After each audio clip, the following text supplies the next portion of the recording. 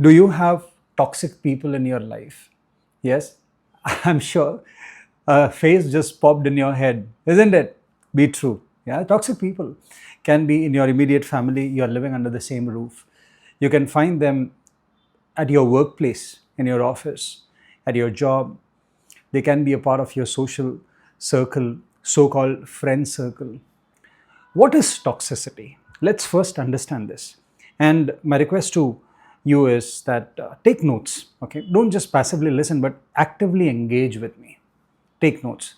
So, whatever I'm going to share will really be useful and beneficial, and you'll be able to implement these insights, tips, techniques, and strategies so that from here onwards, in case you have such jokers in your life, you'll be able to safeguard your mental and emotional peace.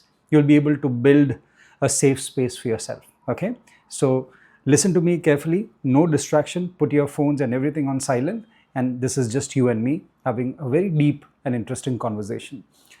When we talk about toxicity, toxicity is a person's tendency to make you feel bad, to gaslight you, to instill some kind of self doubt, to neglect what you have to say, to overpower you, or to just make sure that you are uncomfortable and you're not achieving that you really desire to achieve.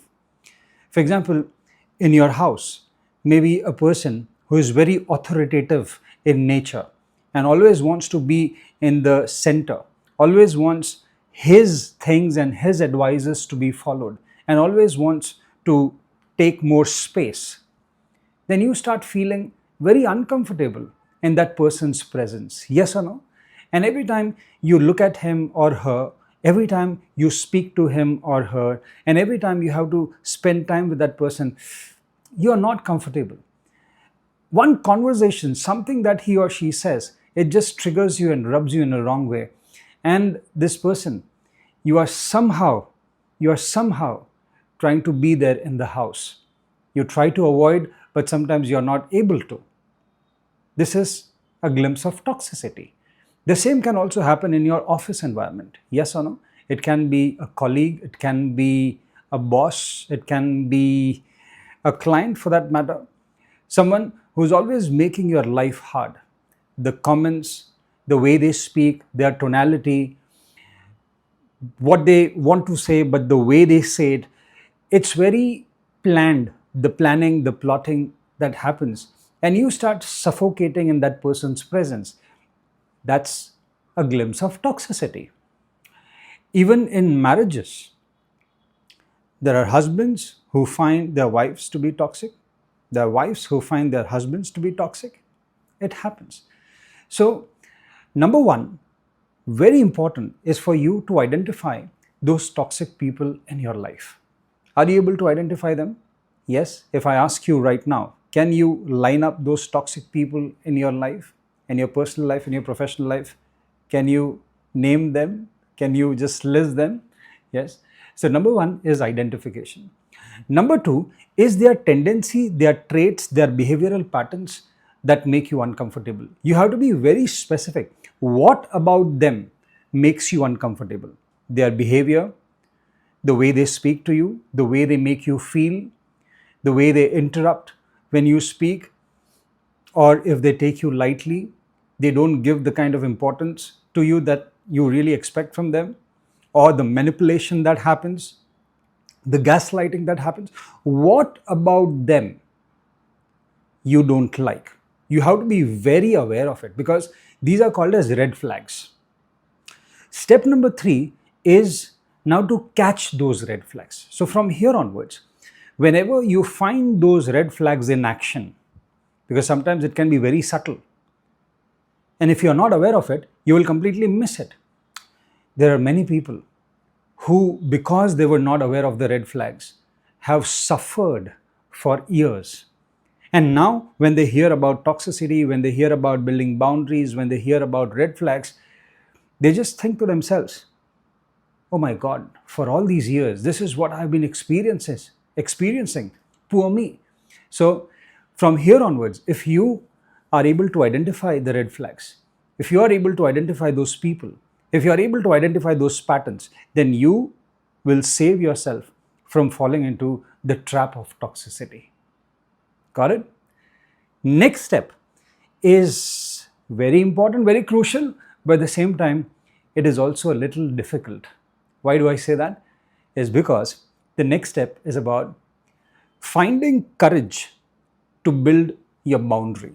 Now, what is a boundary? Have you seen those boundaries which are built around a garden, or maybe a boundary that is built around some land which is owned by someone? Why? What is the purpose of the boundary? So that, no one just goes there and no one just occupies that space. Trespassers are prosecuted. Similarly, you need to have a mental boundary. You need to have an emotional boundary. Boundaries can be in form of assertive communication. Boundaries can be in form of you being vocal in terms of what is not okay with you. And when you see those red flags, when you identify those red flags, instantly you put your foot down in an assertive way. You let that person know, hey, listen, you have just stepped over my boundary. I'm not okay with this. I'm not asking you to be rude. I'm not asking you to raise your voice. I'm not asking you to fight. But you can always have a smile on your face, and assertively, you can let that person know that I'm not okay with this. When you learn to say no, that's when you learn to say yes to yourself. There are a lot of people who are not able to say no to others, and that's where they end up saying no to themselves. But when you learn to say no to others, that's when you say yes to yourself. And this is one of the biggest favors that you will do to yourself, because by saying no to others, you are safeguarding your internal peace and you are strengthening your self-worth and your self-esteem. Learn to say no. Now, you might think that, Alok, it is very difficult. How do I say no? I'm not able to. This is our conditioning. We have never ever done this, and that's the reason the no muscle is very weak. What is the principle of muscles? When you start working on any muscle, that muscle starts getting stronger.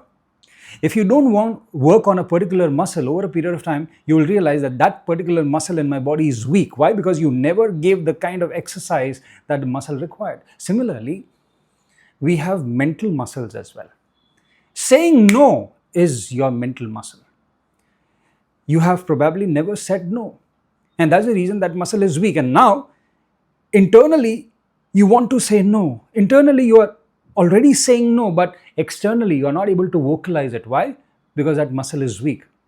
And then there's a lot of fear, there's a lot of anxiety, there's a lot of worry, and you're not comfortable because internally, your mind keeps on telling you stories that if you say no, then that person will rebel. If you say no, that person will get angry. If you say no, you will be judged. If you say no, your image, this and that. If you say no, then there'll be a lot of unpleasantness. And that's the reason you just keep on saying yes, okay. You're not okay with it, but you still don't stand for yourself. My question to you is, if you don't stand for yourself, who will? No one. You are responsible for your inner peace.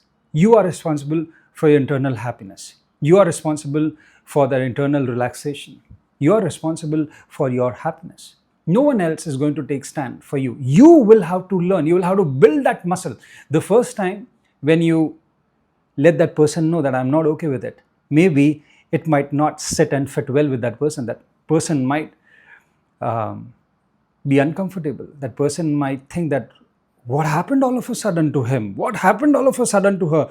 All this while she never said anything. All this while he never said anything. All of a sudden, this person has learned to speak back and to reply back. That person will be uncomfortable, but it's okay.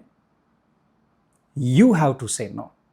The first time, there'll be a lot of discomfort for that person. The second time, again, there might be discomfort for the third time, the fourth time, the fifth time, the sixth time. Every time when you're not okay with a particular behavior, and when you put your foot down assertively, when you say that I'm not okay with this, the message is given, the message is passed, the message is received, that now this person follows a no nonsense policy. Got it? This is how, over a period of time, saying no will become very easy for you. And the last step here in this entire process is to now focus on something that is positive. See, what happens with us is when we are surrounded with a lot of toxic people, when we are in a toxic environment, there is a lot of energy leakage that happens.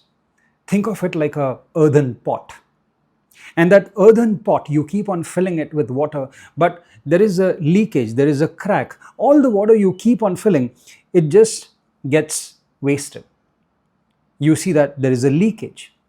Despite of you filling that earthen pot every single day, you're not able to hold and retain water in it. The same is the case with us. Think of yourself as an earthen pot. And whatever energy you have, because of these energy vampires, because of the toxic people, your energy is lost. You feel exhausted. By the end of the day, you feel miserable. You feel tired. Why? Because those daily interactions and this and that, you cannot escape, you cannot run away. And you also don't know how to say no. And that's the reason you are treated as a doormat. So now, when you learn how to say no, at the same time, you'll also have to fill this earthen pot with something which is positive. So my question to you is, on daily basis, what can you do which can bring a smile on your face? On daily basis, where can you focus which can help you feel rejuvenated? It can be a hobby, it can be connecting with like-minded people, it can be spending time with your kids, your pets, or it can be doing something when it comes to adding value to your personality, learning, taking some courses, playing a sport, or maybe joining a community with like-minded people. Filling yourself is important. Now, when you start following these steps, this will literally bring a positive shift in your personality, number one, and number two, your way of dealing with such toxic people. Useful? Yeah? Let me know here in the comment section. What do you think about this? And from here onwards, how do you plan to handle yourself, manage yourself when it comes to toxic people? And what were your top takeaways from this particular conversation that you and we had today? And yes, I'll have more such conversations with you. Would you like to have conversations with me? Yes. If you have not subscribed to this channel, do it so that you don't miss these conversations. They are very important conversations, and this is something that will help you in day-to-day life. God bless you. Have a fantastic life ahead.